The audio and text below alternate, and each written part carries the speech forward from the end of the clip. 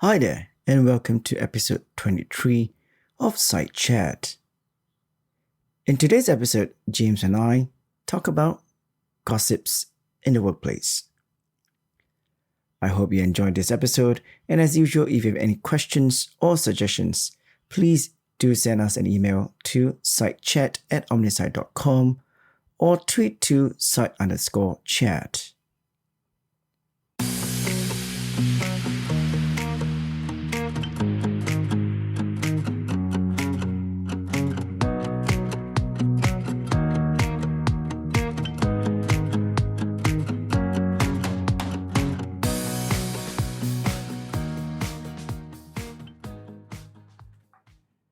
Hi there, and welcome to episode 23 of Side Chat.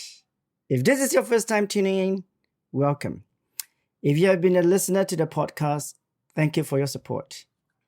In this podcast, we like to discuss on issues that matters to you in the workplace. If you have any special topics that you would like us to discuss, please send an email to sidechat@omnisci.com or tweet to side_chat. As usual today, I am joined by my co-host, James Molly Kirk. Hello, James. How are you? Very good. Thanks, Dustin. Very good. Happy to be back. Yeah, I like the way that you are so energetic and positive today, which you are always in our recording for the podcast. Now, before we start the podcast proper, James is looking for volunteers in Hong Kong to participate in a validation study of his product TD12. This is a thing that we talk about when we did a session with James also. So if you're interested and are based in Hong Kong, please contact James directly.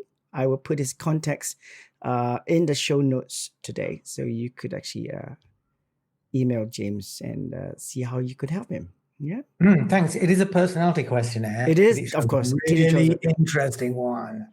So it really helped you. Appreciate your help in validating that for use in Hong Kong. Yes. This is going to be interesting. Now, are you just looking for people who are from Hong Kong, Cantonese speaking, or as long as they are based in Hong Kong, that's fine? They should ideally be Hong Kong citizens. Okay. Hong Kong residents. Hong Kong. I'm not sure what the correct political denomination now is, but you should identify yourself as being born in Hong Kong. Okay, good. So if you fall into that category, please help James here, and I'll put his contacts in the show notes. As I said.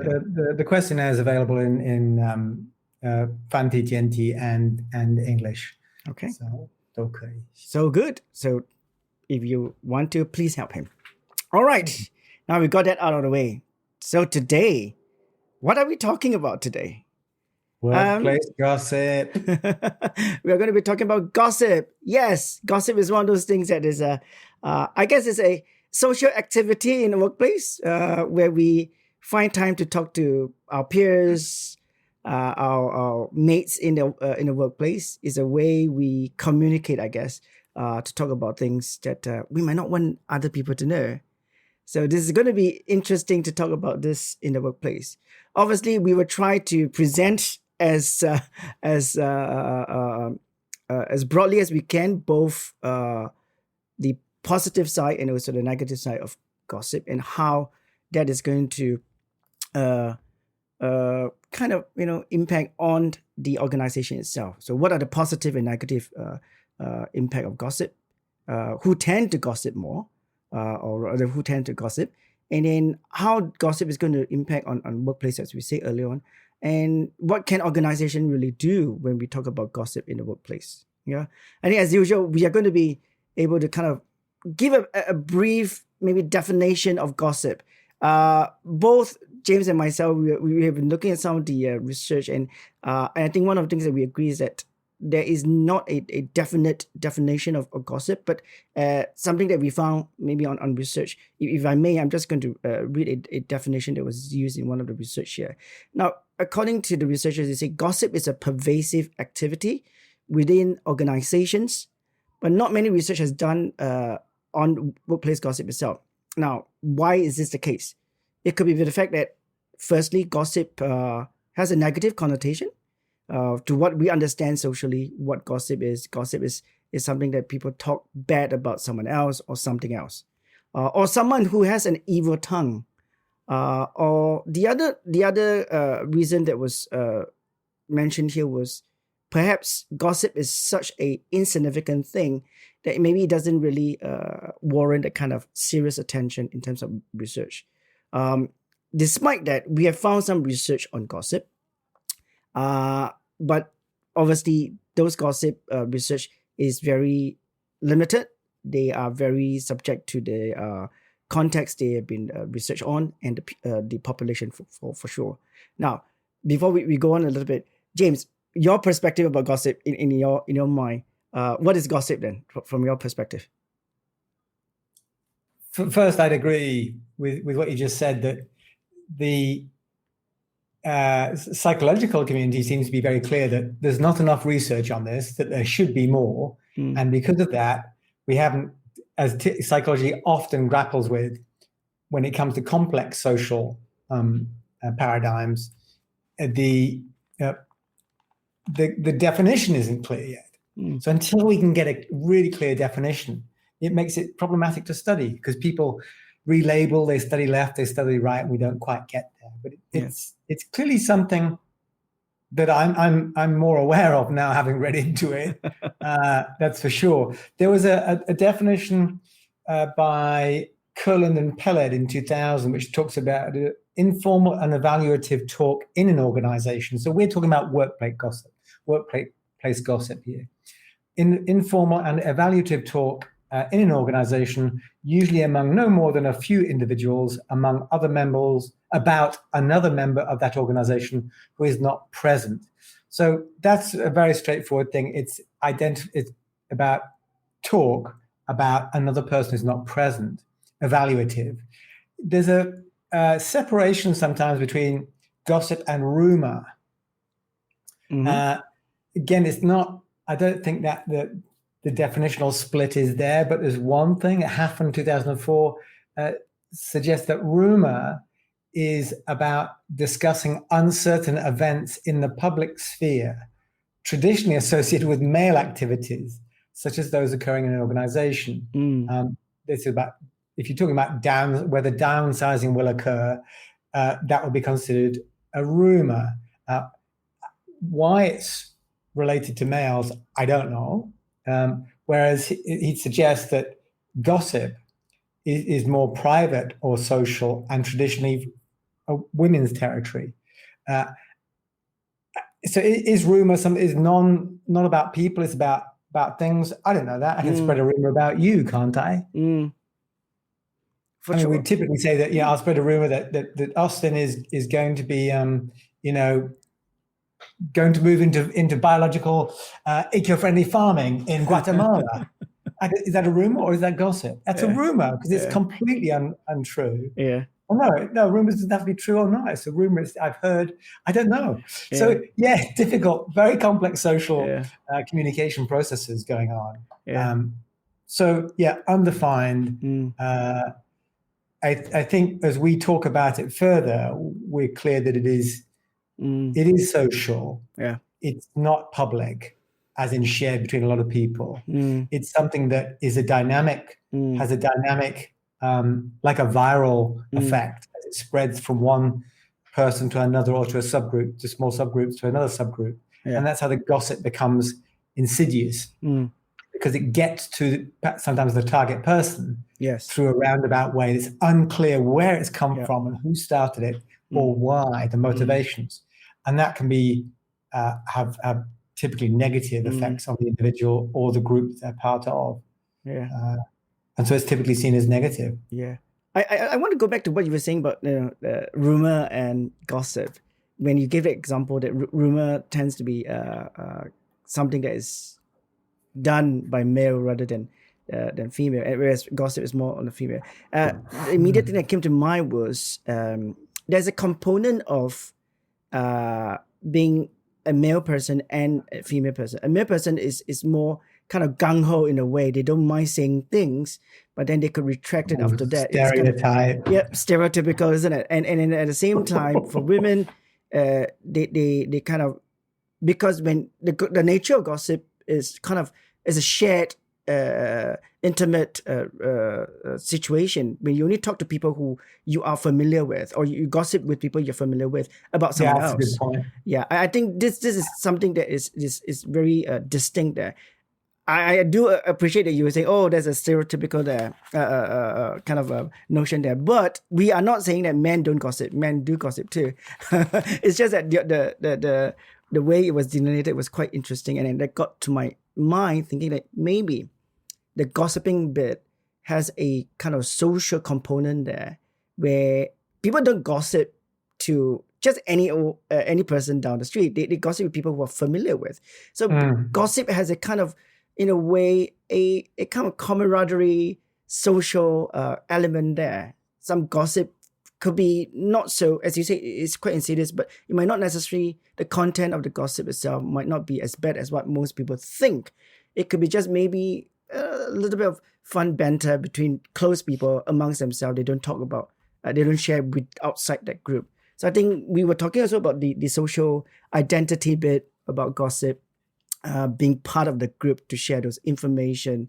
And one of the things that I read about in one of the research, they were saying for gossip to occur, there are three conditions, contextual conditions.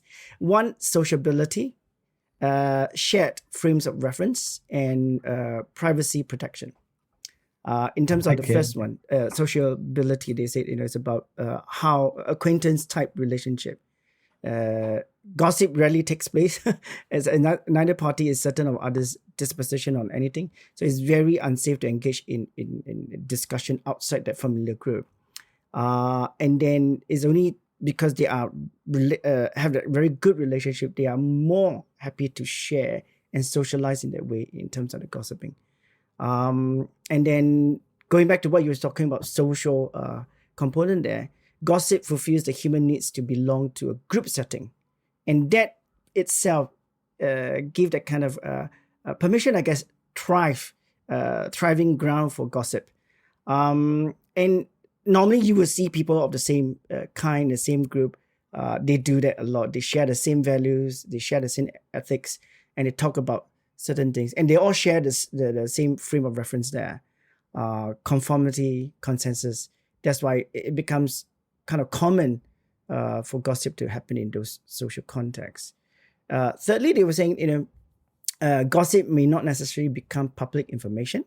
So gossipers can avoid accountability and they can freely express their views without being fear of discovery. So privacy provides a very sound place for emotional release, not fearing that you'll be culpable for what you've just said. Within the team itself, within the group itself. So this is kind of very interesting conditions there, as I stated there in the research there, which I think that's what we were talking. It is true. What was the third one? The third one is about privacy. Privacy. What are the three again? It is sociability, shared frames of reference, and then privacy protection. So I think this is kind of a contextual condition that allows gossip to thrive in a group setting. But obviously, we were talking about who tend to gossip, right? This is one example. What other examples do you think people, or what kind of context that will kind of make people gossip a little bit? I mean, working back from some of the examples we've looked at, separately, is in terms of the context of when we look at the purpose and impact. Actually, we'll see probably where that comes off. So might save that for the next sort of the bigger section as to why people gossip. But if I can pick up on the next bit now, which is who gossips. We talked about the stereotypical definitions and where it sits in societies. There's a few things actually that reminds me. One study is actually a master's thesis by a lady called Menard, who's a mature student, was on gossiping. It was really good workplace gossiping because she did it herself as well. She actually she got involved very deeply with workplace gossiping, and she found it an incredibly powerful experience for herself in doing so. But in terms of who, back in 2009, the Daily Telegraph in the UK did a survey. So 5,000, it's not scientific, but it was widely believed that men gossiped more than women. There you go. I did say that. And a little bit more research based by Dunbar in 2004, having spent hours coding the conversations of people in public places. As we said, I'm not sure how the ethics committee allowed that, but there you go. The conclusion was that there's very limited variation due to gender or age. So there you go. Again, what limited variation means, I haven't seen the actual research, but at least they're downplaying the idea that, or they're playing up the idea that it doesn't matter what age, doesn't matter what gender. If you're human, you're likely to gossip. However, more research though, clearly on those precursors and moderators like trait, like context, it will be absolutely fascinating because it's a very complex social dynamic. It is. Yeah. I was just wondering whether from the two research that you just cited, whether did they say about what type of gossip, the content of the gossip? Because it's quite interesting to actually know what do people really talk about, and some yeah, and as you said, is a lot of context, and it could be very different also, in the sense that why people are doing that. And those gossip itself might have certain impact to, especially in the context of the workplace. Though it could be a reason why they actually did that. I think one needs to actually understand, why do people gossip? People don't just gossip for the sake of gossiping, but maybe there's some truth in that. People do that because they are doing it out of boredom, or maybe at work they find that things are not challenging.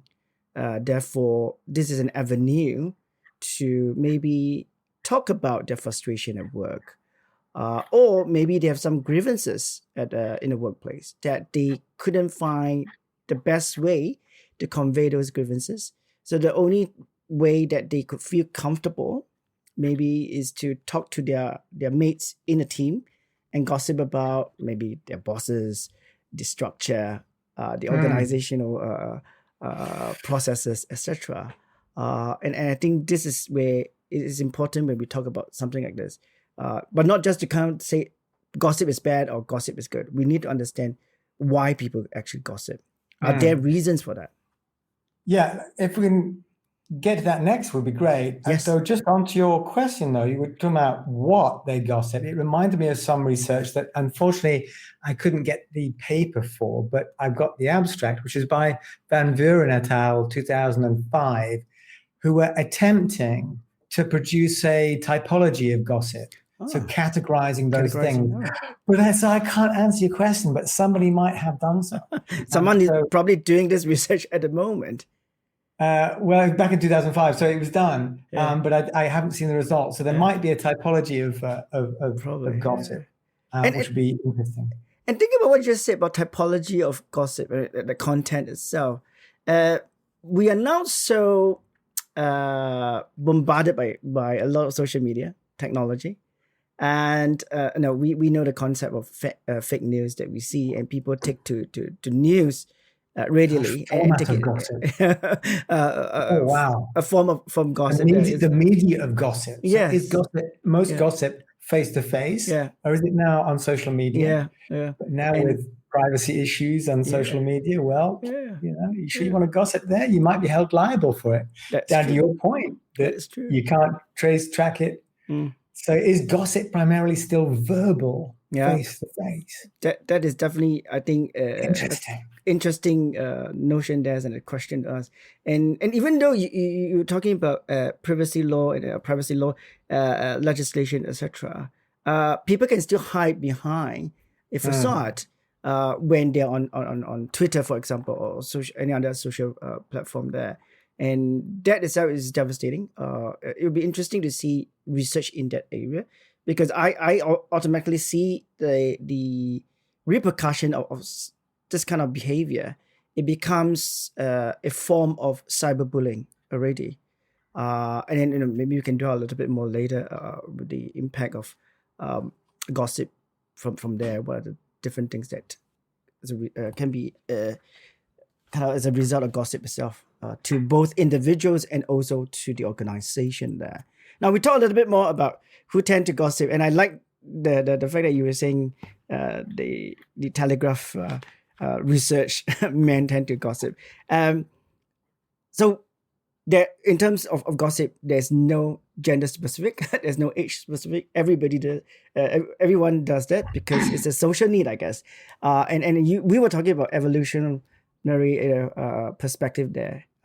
It's a form of communication, isn't it? You're talking about gossiping is about conversing and communicating maybe information there. So I think research has also, in terms of gossip, kind of look at it as a perspective, social perspective there, as a form of communication, releasing information, a sharing, maybe also grievances, as I said earlier on, to each other, which is actually interesting there. Now, if we could perhaps maybe look at now a little bit of what are the positive gossip and what are considered as negative gossip, if that's a good way to kind of differentiate that. I think a lot of people will say, wow, gossip is gossip, isn't it? It's very difficult to differentiate. Do you think we can actually say that? I think it's subjective. Very subjective, because like you said, it's hard to pin it down. The intentionality of it is difficult to pin down unless you're there on the spot to actually challenge the intentionality of the gossip. So hard to do, I would say. I think the purposes are perhaps the most interesting, most important thing to try to understand those. So the positive, negative, what's positive gossip? Oh, I don't know about talking well about praising somebody behind their back. Yeah. He's so handsome. Oh, she's such a good planner. I don't know. Really gossip. I don't know. Yeah. We need some typologies of good and bad. I think come back to the point that there must be what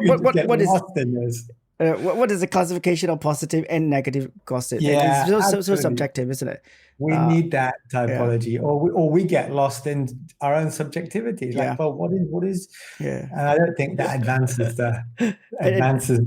True, and it doesn't mean that because I gossip in a less abusive or aggressive way that is positive to the tone of my voice or the word that I use in terms of gossiping. I think this is a kind of contentious point there. Are they really positive or negative? I mean, obviously they are negative. All gossip are supposed to be negative. If you guys, listening, you think perhaps there is a way to classify positive and negative gossip, let us know, because so far we think it's subjective. It's difficult to identify what is positive and what is negative gossip. I think generally gossip, we know, as what we just explained, is a way of communication. It's a way for people to feel comfortable to share certain things about someone else who's actually not in the context or within the team itself, or at the moment not there. So this is what gossip is. So moving very swiftly there, then, if we can't classify them, but we know a lot of research has done somewhat about the impact of gossip in the workplace. What are your takes? What are the impacts you can think of in terms of gossip? Is it possible we just dwell a little bit on the purposes? Some interesting stuff that is. I mean, we talked broadly around it. Yep. I've got a bit of a summary from a variety of cases, especially Baumeister et al. 2004. We talked about this. Menard, she did a good summary of these things. So it's nice to share a bit. Sure. The functions, just to recap, so getting information. just a function to get information about what's going on, especially when it's not being given to a person or a group, to get information. Releasing of emotion, especially negative emotion. There was an interesting study. It was, I should tell you in a second. It was Catherine Waddington and Clive Fletcher in 2005 looked at nurses, and they found that the gossip was used to express a range of emotions, including care and concern about others. So that's positive. Yeah, actually, but also anger, annoyance, and anxiety. So there's a lot of emotional venting through it. It's interesting. Another function is stimulation. So actually just stimulating intellectually to talk about stuff. And that can bring us back to something if your job's boring, maybe this then serves a purpose. Exactly what you said. Another point was fostering that interpersonal intimacy, and that links into social bonding. And the purpose of connecting, belonging, all those group functions, maintaining, demonstrating values and norms. A lot of group processes are tapped into, maintained or enforced in this way. So it's quite powerful. Now, how powerful is it?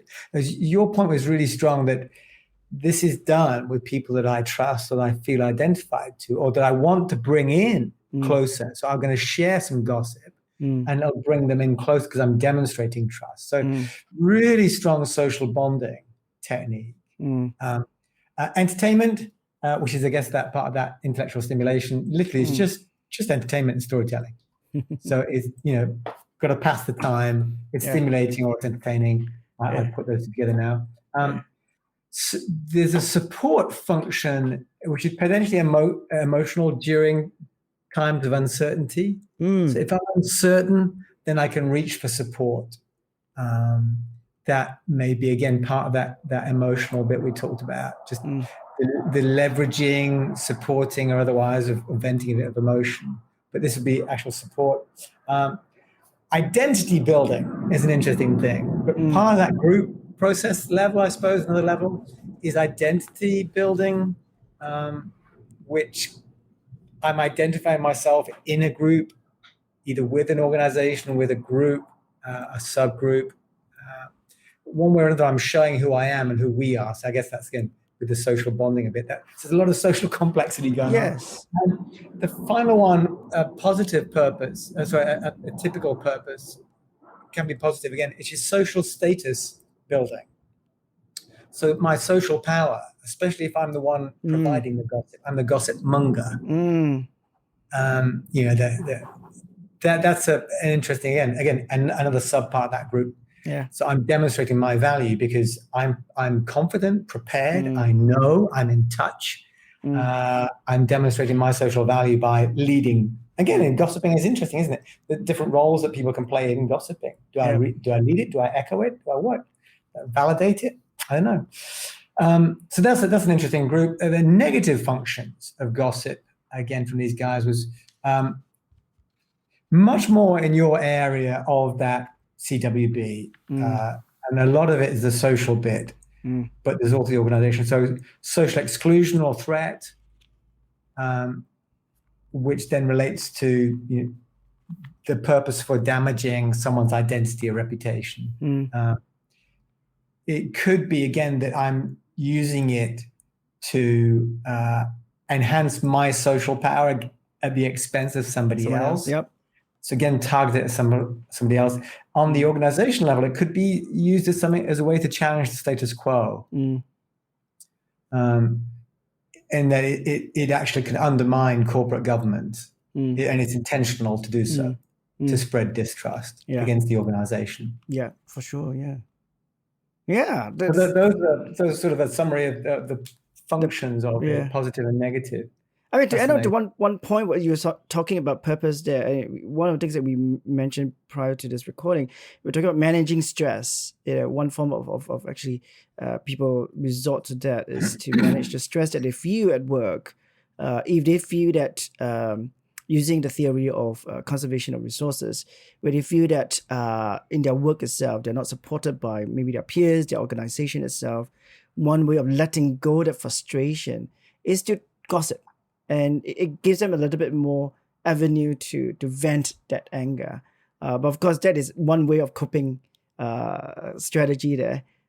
If they eventually cannot deal with it anymore, they'll probably resort to more drastic strategy there by leaving the organization. Thus, that itself can also relate to turnover for the of the employees, and that will impact the organization. Of course, nicely, we are talking next to the next point about impact there. And thank you for sharing the reverse of all the purposes of gossip, which leads to the fact that when you overdo certain things, sometimes it has a kind of negative connotation there. I like the fact that you were talking that particular research on the nursing as a form of bonding, and also the way of sharing emotions, emotional support and everything. And I think on the reverse side, that industry itself is full of people gossiping because, as you said, release getting a kind of emotional support. But of course, the adverse impact of that will be leading to incivility or workplace bullying in the context there. Many research has done in that area. There's a high rate of bullying, and gossiping is one of those tenets of or components of bullying, where it also covers a little bit of isolating someone else. As we mentioned earlier on, when we're talking about gossiping, we like to gossip with people that we really know or people who are close to us. So which means we are excluding people not within the in-group. So that itself has will be a negative connotation there, which is dangerous. I absolutely agree. I think it's a really nice, obviously you've got a lot of experience in that area too. It's fascinating culture given the context of the work and of the workforce. There was a couple of things on gossiping and I guess part of that is where that gossip rumor thing gets mixed up, but using the gossip is a tool of bullying. I saw a study by FICO 2018 who said that perpetrators of bullying and mobbing may use rumors and gossip for the maintenance of social dominance, as an expression of envy and social undermining, as a weapon to humiliate, and as a psychological attempt to close or widen the power gap. Fascinating. Yeah. Indeed. Major tool. Indeed. In which case, is there a legal definition at all about bullying in sorts of no and workplace safety? Is gossip in there? Spreading of rumors anywhere? No. There's first and foremost, there are no legal definition. ILO will come up with their own definition. So does WHO. In terms of research, there is a definition there, but yet again, people are questioning that particular definition, because that definition vaguely talks about intention, but at the same time, there is a criteria there. It has to be perpetuating. It has to be a prolonged kind of behavior exhibited there towards someone, the target. So it's about 6 months. So the question is, if a person is being mistreated less than 6 months, do we consider it as bullying? In my mind, of course, it does. Because as long as there's a psychological harm and impact to the target, it is bullying already. But like most definition, is very contextual, because this is a definition which is supposedly objective, right? But at the same time, bullying is also a very subjective situation, because as a target, I would say James have done certain things to me perpetually, and that is actually causing me to have psychological harm here. So that is my perspective of it. The behavior that he exhibited is bullying behavior. On the other hand, James will say, well, I'm not, it's just me. It's just the way I say certain things, So yeah, we are still kind of, struggling with the definition at the moment. But notwithstanding that the fact that the impact is definitely there when you use gossip as a form of power, as a form of undermining someone. So that is definitely one impact. There are a couple of other impact for sure of gossip in the workplace. Do you have anything that you think you can actually share in terms of the impact? There was one. It is obviously a CWB, counterproductive workplace behaviour. So it leads into all of those things you touched on earlier in terms of dissatisfaction, disengagement, reduced performance, and turnover. And people, it's because it basically makes someone's life unpleasant if they're the target of it, of the negative. Equally, I've got some stuff on from research in China, actually, the China Hotels Group, or Hotels Group in China, Yer et al. 2019. They talked about the negative workplace gossip's effect on hospitality employees' service performance and customer-orientated organizational citizenship behaviors. So basically, going out one's way to be helpful. If you're the subject of negative gossip, or if you're perhaps even if you're just aware that there's negative gossip going on, that it reduces your performance and your engagement, your motivation to do more when it's called upon. What was interesting, as we talk about later, is that how organizational identification mediated those effects. So the stronger the employee felt connected to the organization, its goals, its values, its identity and behaviors, those cultural norms, then the less they were likely to be affected by, their performance would be affected by negative gossip. Again, I'm sure there's a lot of context and details in the research, but interesting. But it does have negative stuff. That was the one that just picked up. The rest of it, I think, is in that area of bullying. And what happens when somebody feels bullied or gossiped about. It's the negative, not the positive. What's the positive impact of positive gossiping, or the positive impact of even negative gossiping? That's important. We should find out. Yeah, it's true. I mean, just coming back to the point you were saying about the identity, the cultural, rather organizational culture itself can moderate that negative towards negative gossip. There, a study that I read, even just perceiving it as a gossip itself can actually create that kind of response already, whether they would be feeling negative towards the bullying, the gossip episode itself or not. On the other hand, when someone feel that they are being gossiped about, they tend to kind of challenge it a little bit and say, you know what, I'm above that. I want to challenge it, and I will not want to let gossip affect me. So they will, perhaps in terms of the areas of performance here, if someone gossip about James, your performance, according to the research, they were saying, you are more likely to challenge that and then heighten your performance and to prove yourself that you're much better than what is being gossiped about you. Sounds like a trait. There's a trait. Sounds like a trait there, yeah, too, definitely, yeah. And I think this ties in very much. We were talking about, where are the behavioral aspect here there, and I think this is a very good classic case there that the fear, and I think especially. I think I'm not wrong. This was done in China also, Asian perspective here. Again, there's also this concept of face, right? You're being gossiped about. I want to show that I'm not actually what people gossip of me. So I'm going to prove that. So it is very important in the Asian context there. So interesting to see a bit of trait component in research really. Which is good, which is a good thing. That means this is actually, we recognize as a social thing, the behavioral bit should come in also, trait as a component worth exploring in terms of gossip.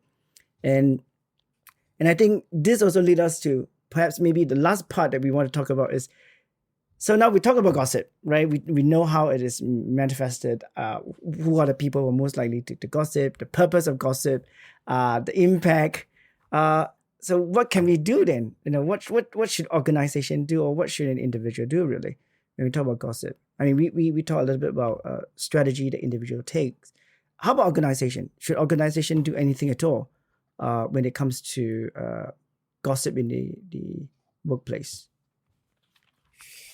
Absolutely. I have to say, before we get into this one, it has been fascinating to look at this and something that just has to be done more of. So I've got a bit of a summary of some of the recommendations. There's not a lot out there again, but some of it, because if one understands the purpose of gossip, positive and negative purposes, why it's being used, why it's useful, then we've got more chance to do something about it. So I think the first is to acknowledge that gossip can be powerful and it can't be stopped. Yep. It's part of being human. It's part of human organizations for positive and negative purposes. But it's there.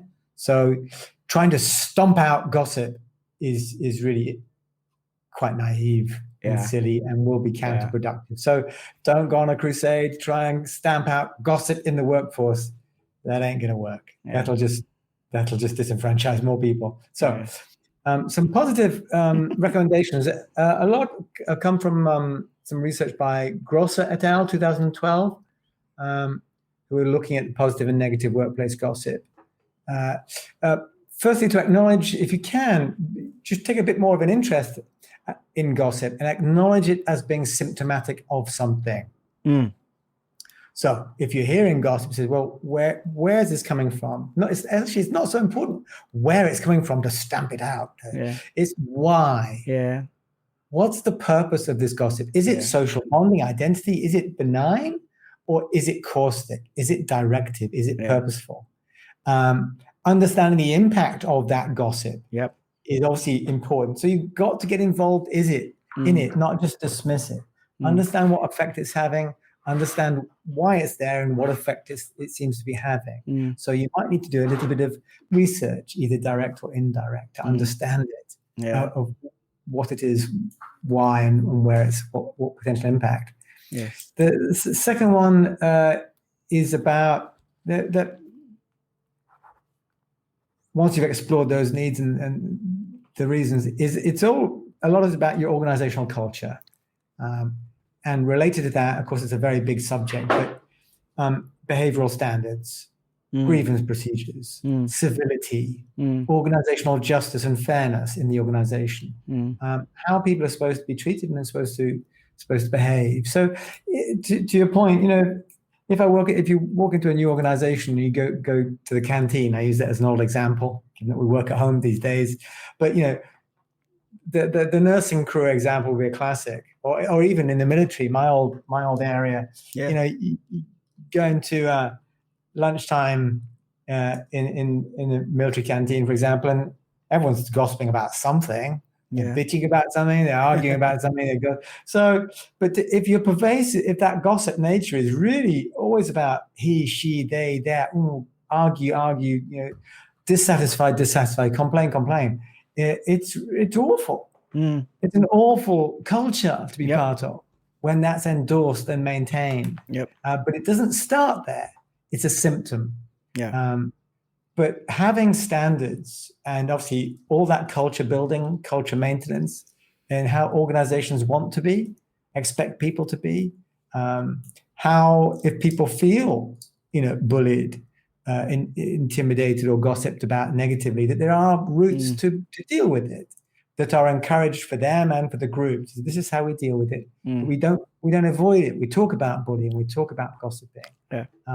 And we can, encourage self-management, we can encourage group management, and when things fail, provide channels for trying to address it. Hopefully not waiting 6 months. No, definitely not. I totally agree with you about this one, because this has always been very difficult when you're talking about policies and having those standards. I think organization, if they really, really care about their people, this is something that they should do from the start, onboarding, making people understand and very clear about the procedures in the organization, which also gives individuals that assurance, should they be a victim of such treatment, there is a way, procedure that they could actually go to. And I think this is very, very important, what you just said, just to reiterate that your identity, the organization culture is very, very important. If you don't have a strong one and you allow people to gossip and perpetuate that, you as an organization, you're complicit in endorsing that. You're and right. That is going to be toxic. The whole environment is going to be toxic. Yeah, definitely. I think this is good to highlight that a little bit more. So what are the other suggestions have you come across? I got two more. Sure. Yeah. So the first was sort of basically explore those needs, acknowledge it as being a symptom. Yeah. Second is build that organizational culture. And to your points, that's from day one. Yeah. And across everything about how you expect people to behave. The third, related in OD, which is engagement. So if the purpose of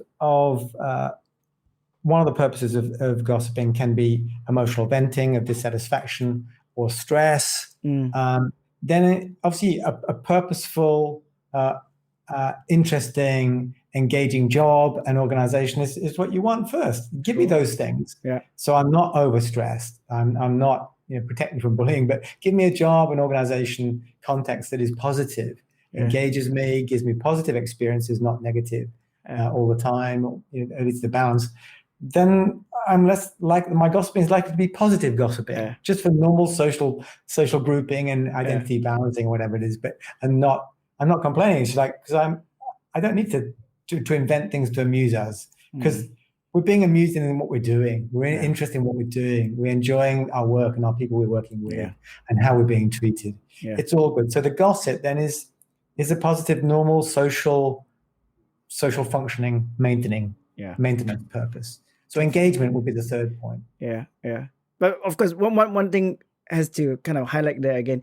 Organization, please don't go out and start giving your employees lots of work to engage them.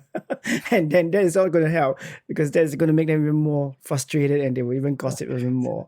I think there must there must be a good balance there. Make them interested in the job and engaged in the job. And especially when now, both of us were talking about, a lot of us are working from home. That kind of face-to-face interaction is not there. How do you make people engage? I think that showing a little bit more concern, asking about how they are before you even start your Zoom meeting, that is one way of engaging your employees, and not just go straight solid to the work immediately once you turn on the video or the Zoom meeting itself. So I think this is very, very important there to engage. That's a very good point there, James. And to actually take to the final one, which is communication. Yes. So again, if gossip is one of the purposes is to fill a void, especially in uncertain times. We don't know what's going on, so we can suspect, good or bad intentions or purposes. So we can use gossip. To fill that information void. Fake news comes in, and we know it's impossible to stamp that out. America has shown us that at a incredibly, virulent level. But communication is important. Communication that is top to bottom, bottom to top, side to side, open and transparent as much as possible will reduce the likelihood that negative gossiping is required by the social groups who are experiencing that environment. So communicate. Yep, definitely. This is very important to have that open communication. And I think when you start to communicate or you get information from social media, instead of just embracing what you see, those communication itself can sometimes debunk the information that you have. Then you wouldn't have that propensity, or you wouldn't have a ground to actually start that rumor or gossip about something that's not true. And I think this is of our times, because we are so bombarded by technology and social media. It is important to realize that. Wow, this has been kind of a very interesting topic that both of us perhaps surprised by, because we know this is a very human thing, and it's a very social thing, communication, a form of communication anyways. But it has opened our eyes definitely for us as organization psychologists, that it is something that is there. We can help to perhaps lessen those behaviors, but stemming it out is going to be, I don't think it's going to be a viable option there, because people need to communicate, right? People need to talk to each other. Organization being mindful what they could do, they could actually help in minimizing gossip. That would be great. So with that, I think our listeners have a lot to think about today, and a lot of studies that we actually shared today. If any of you are interested more about this topic, we are happy to have further discussion. Do send us an email on sitechat@omnisci.com, or tweet to us on Twitter, site_chat. Great. As usual, James, it has been fantastic discussing something that is so interesting today.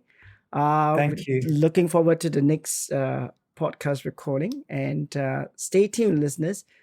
We should be back soon once we find another topic to discuss. But of course, if you have any topics that you want us to talk about, please let us know. All right? Good. Thank you very much for listening, and thank you, James, once again for being here with me.